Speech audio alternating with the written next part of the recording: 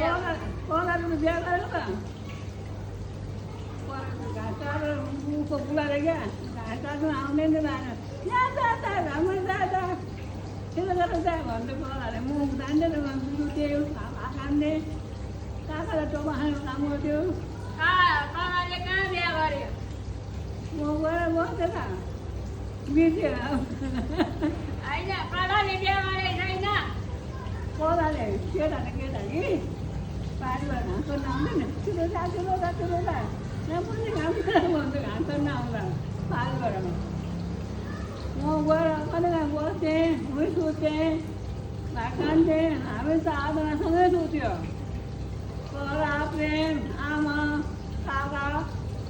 सँगै सुत्यो हामी सँगै सुत्यो हो भात पकाउँथ्यो खान्थ्यो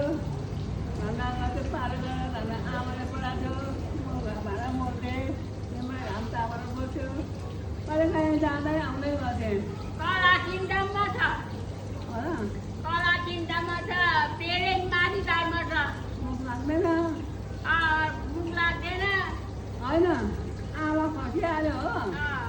आमा हातबाट आएर जाति पारेर नि उनीहरूको भाकल थियो भाकल मन्दिरको भाकल थियो भाकलमा लगेर नि मन्दिरमा लगेर नि